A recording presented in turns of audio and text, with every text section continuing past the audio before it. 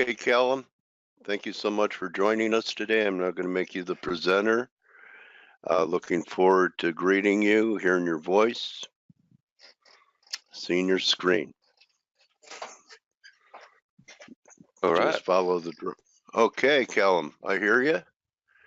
I see you. Yes, great. Perfect. Pleasure to meet you. Yeah, likewise. I appreciate you taking some time out of the see my day. screen.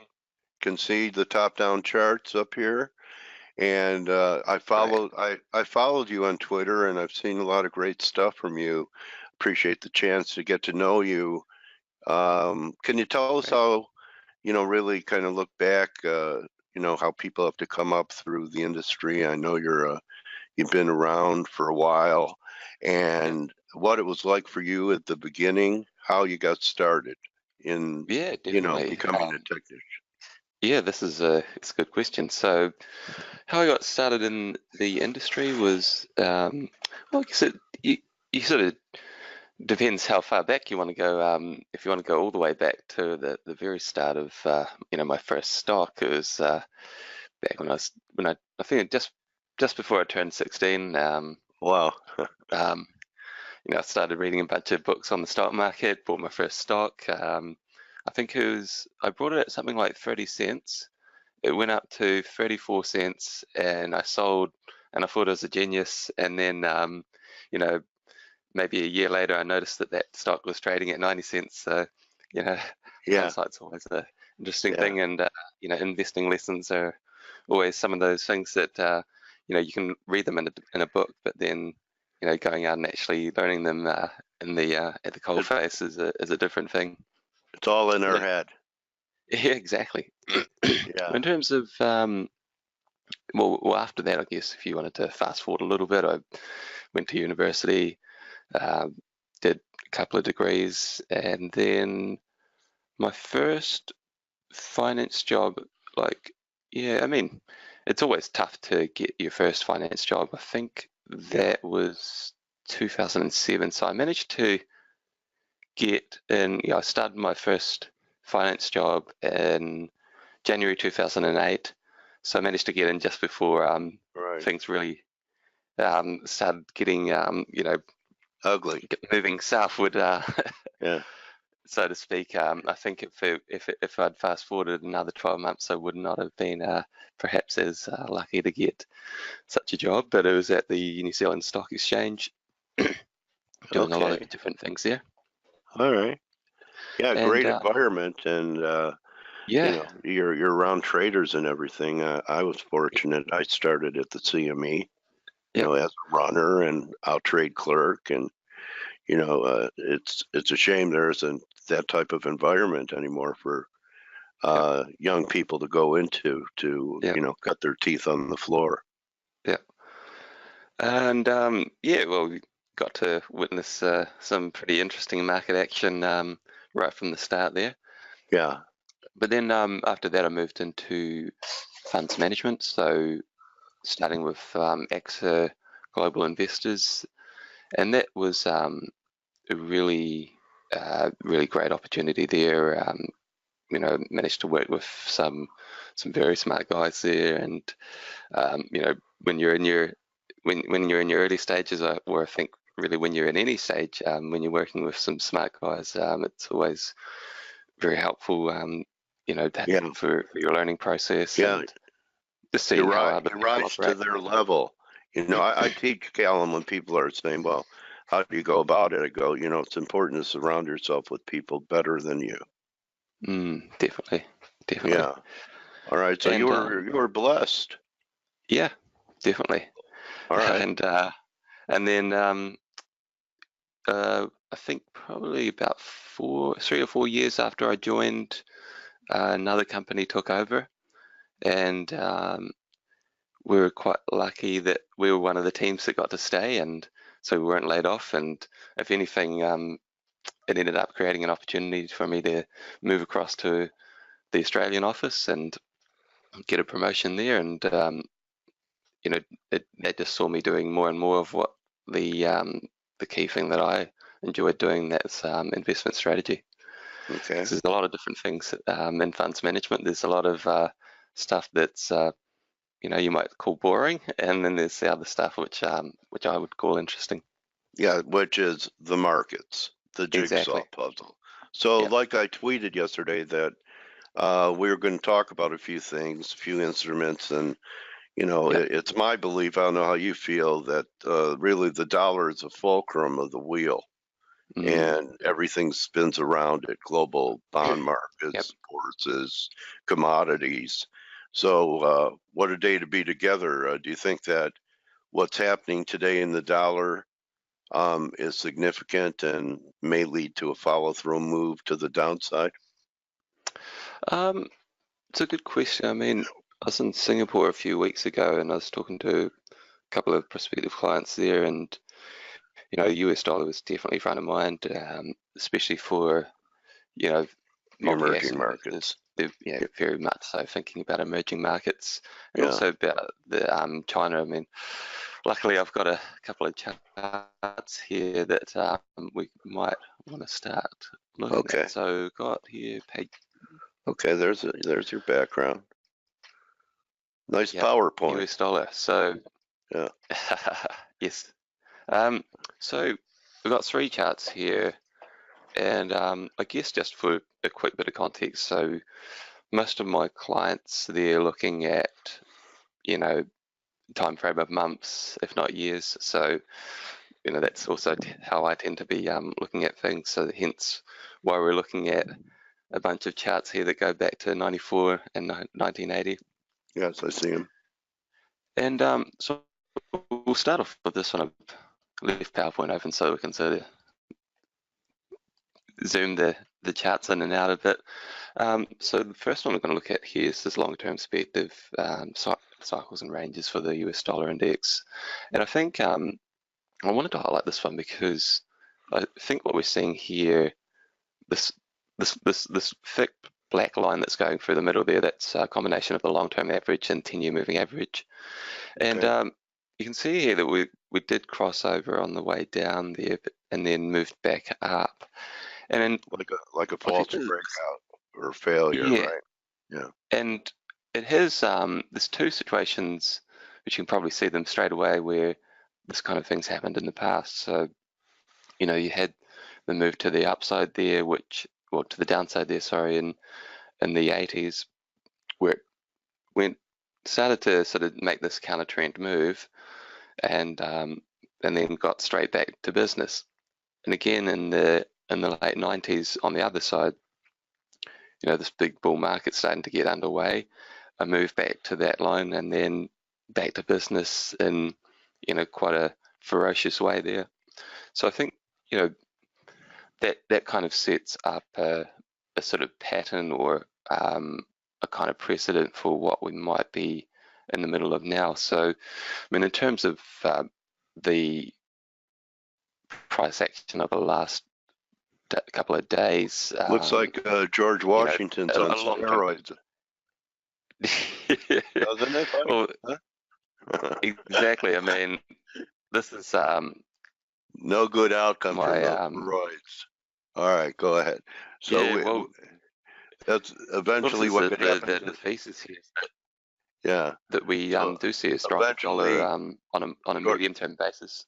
Yeah, eventually George has some what do they call it, atrophy on his body. All right, so what are you saying here? Are you saying that mid black line is just kind of like a swing, and the fact that we're above it and pulling back towards it, you still have to like the long side of the dollar for a bit longer, or well, I think the just on that one, the point I'm trying to make there is that we've had these kind of big pullbacks, counter trend moves before, and then the trend has actually just continued in earnest. And then you look at the chart on the top right there, that's the red line there is a composite yield support indicator. So it's a combination of cash rate differentials, real nominal shadow, and 10-year bond differentials. Right. And that's painting the upside scenario there for the US dollar. I mean, it's at new highs. Well, that's right, and it's presenting pretty compelling bull case or upside risk case, if you want to call it that, or gives you some sort of fundamental backing to that idea that I'm talking about with that longer-term chart there. And maybe we do get a bit more weakness over the next few days. You look at that period in the late 90s there. It's not a straight line in that trend, Right. but that's the sort of broader direction. And the reason that we could, just to argue against myself for a minute there, this bottom chart to the bottom right. Mm-hmm. So the red line there is speculative futures positioning. It's standardized against open interest. Is that kind of like it's no commitment of secret. trader? Commitment of traders? Exactly, that's exactly it. Okay. Yes, yeah. You're just showing it. So it's non-commercials, yeah. Okay. And that's, it's no secret that the traders have been very bullish on the US dollar. Right. We had some short-term readings of 90%, 92% on the DSI the past week or so. So it kind of fits in with what you're saying is we just have too many people too bullish right now, and we could have a little shakeout for a few days or so. That would create a buying opportunity, shorting opportunity, and things like would the euro be more of a preferred short to you than, say, cable with the background noise of Brexit? Oh, yeah.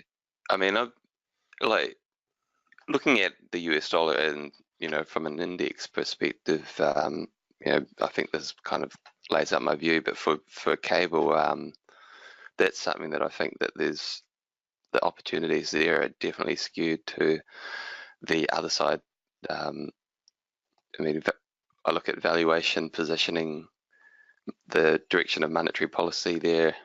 It's pretty compelling long, and with the whole Brexit thing in the background, I don't want to be too complacent, but I think that they probably do figure something out, and being short against the possibility of some sort of explosive move on the back of that, I don't think that that's good risk management. Okay. Thank you.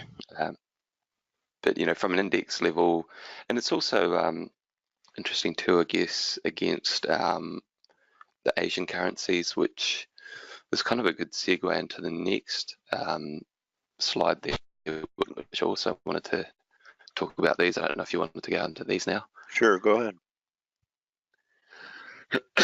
So the renminbi, USD CNY is it's been a very topical currency this year, and if you can see the black line on the top right chart there, it's no secret why.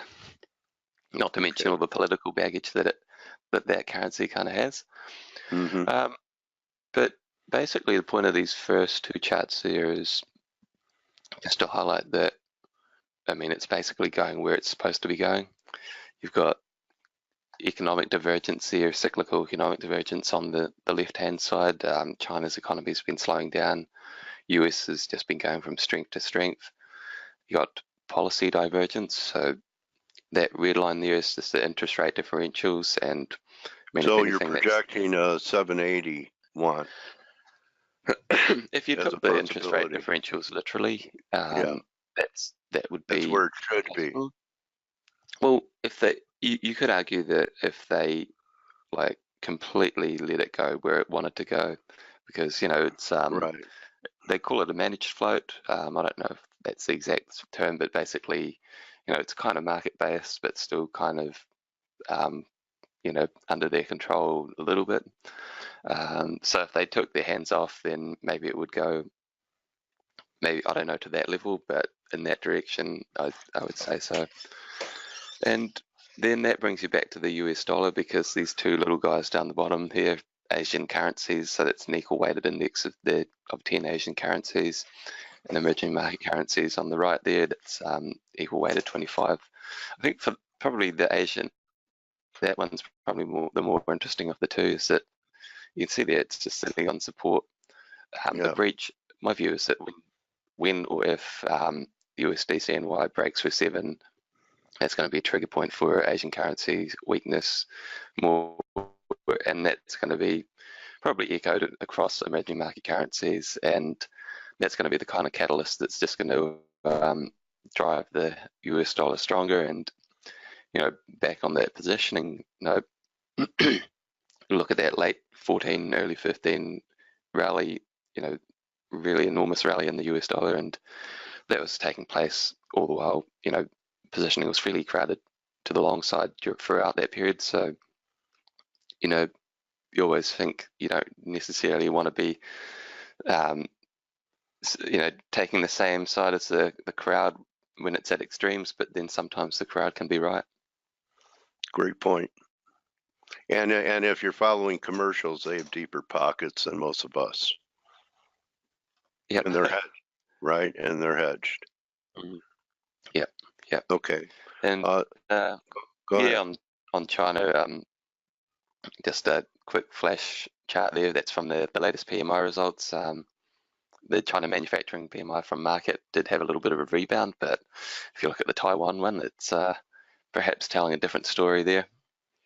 And we've got here on the right there, just that's a composite view of China PMI against copper, and they tend to be partners on their journey for good reasons. Siamese twins, yeah. Yeah. Okay.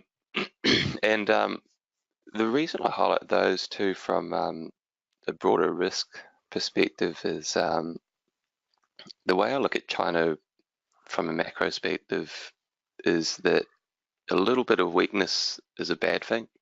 A little bit of weakness of the Chinese economy is a bad thing, but a lot of weakness is a good thing because it basically prompts the policymakers there to get into action and do more stimulus. And so far, their stimulus efforts have been quite,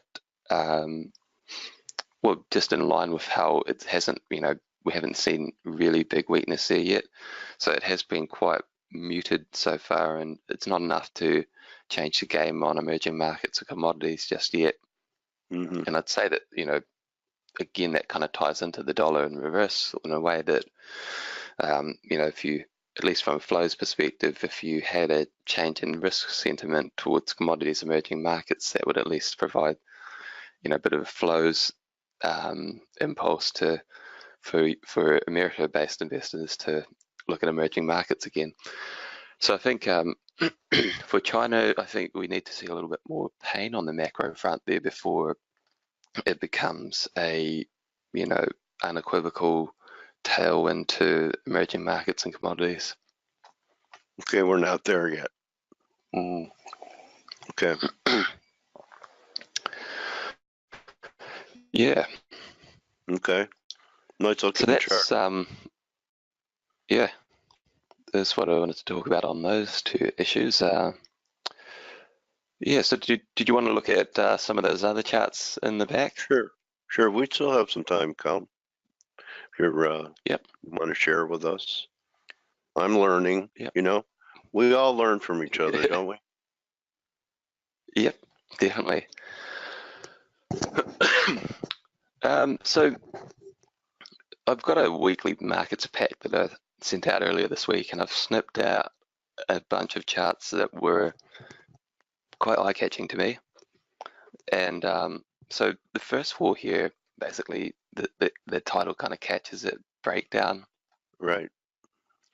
And I selected these because they're a bunch of markets where they've already broken down through their 200-day moving average, and a couple of them have broken through some pretty key support levels, and below those support levels is just sort of just open air.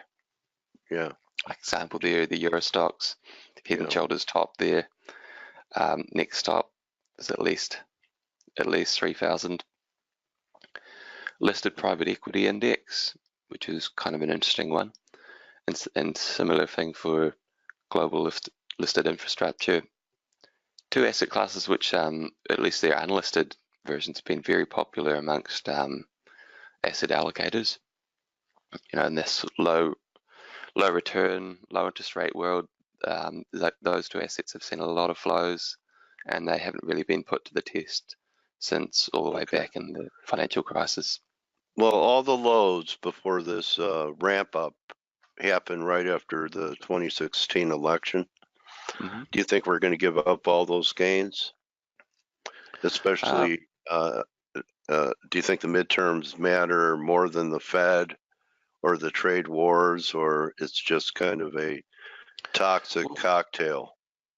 I mean, you just looking at this slide and then, looking at that next slide, Asian markets and free fall, you'd probably think that I'm just going to say yes.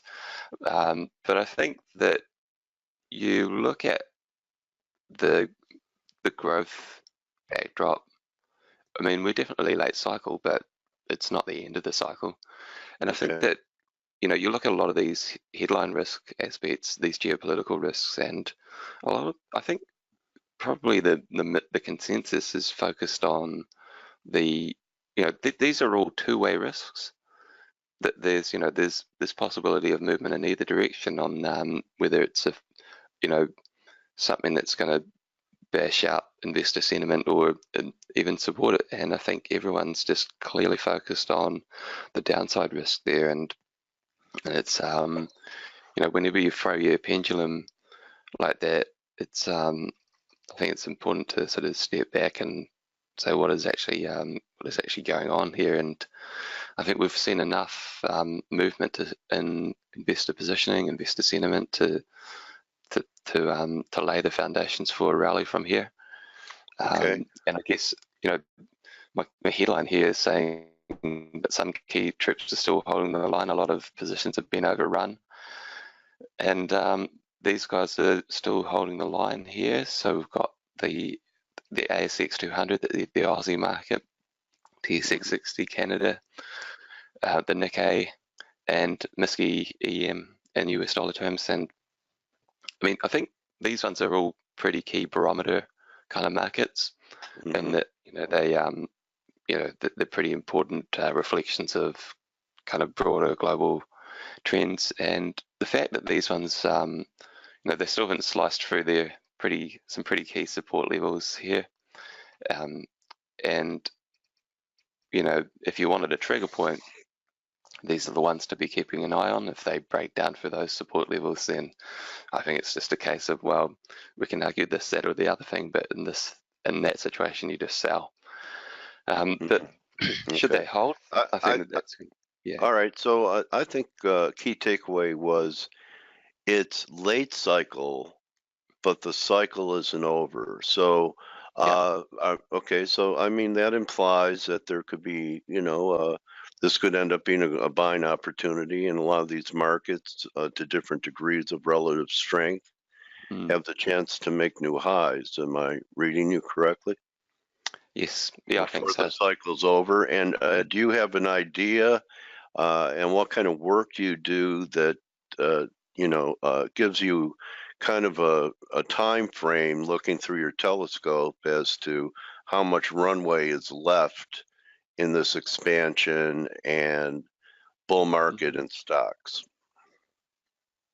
Yep. I'm just opening up another report that I'm working on at the moment. Hopefully I can find the chart. Here we go. So probably that chart on the right there, it's so you got the yield curve there inverted, Yeah. and that's running that with a 30-month lead against the VIX. So I think we're definitely towards that sharper end. If you took this chart literally, it says that we've got another maybe 2 years before it really in a sustained way heats up in terms of volatility. You do tend to see volatility rise towards the end of the cycle, and there's a few good reasons for that. Various bits and pieces start to come under pressure, as we've seen now, and perhaps delayed reactions to policy tightening show their head. So I think my base case would be that we can at least get another year out of this. Don't want to Don't want Okay. to put too much weight on that. I mean, I try to let the charts do the Right. talking for me than try to impose what I think should be the case on markets. Right. If you get different information that this Yeah, is a boarding, you'll see it and you'll know what to do and what to tell your subscribers. yeah, Okay, but it's hard not to do this stuff and do work and not have a bias of what you may see down the road. So, yeah. really excellent presentation. I'm so glad I chased you to come on here, Callum. Great, Really great to do it. Yeah, excellent. So people could follow you on Twitter at Callum, CALLUM _Thomas, and you're yep, the major contributor to top-down charts because these charts are yep, excellent. yep. Chief cook, bottle washer, head of research, founder, all of the above. And now a trading warrior brother of Dale Pinkert. What do you think? Great. You have room for that on your calling card? I think so.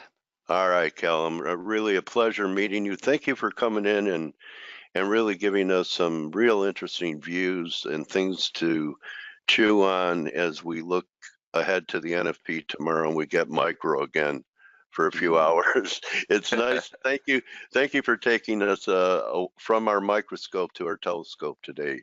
Excellent. It's great stuff, Callum. Thank you so much. Absolute pleasure. All right. So Callum Thomas, everybody, you could follow him on Twitter at Callum _Thomas and check out his technical work and subscribe at Top Down Charts, www.topdowncharts.com. You're very welcome, Manuel. You're very welcome, everybody. So, I don't think anyone should have gotten caught along the dollar with the things we've been saying this week, including Turnaround Tuesday and the wedges. So we'll wrap it up. We'll be here live for the NFP tomorrow. Most of all, my trading warrior brothers and sisters, don't just count your pips, count your blessings. See you bright and early for the bell, and we'll be here half an hour before the number. Adios. Thanks again, Callum Thomas.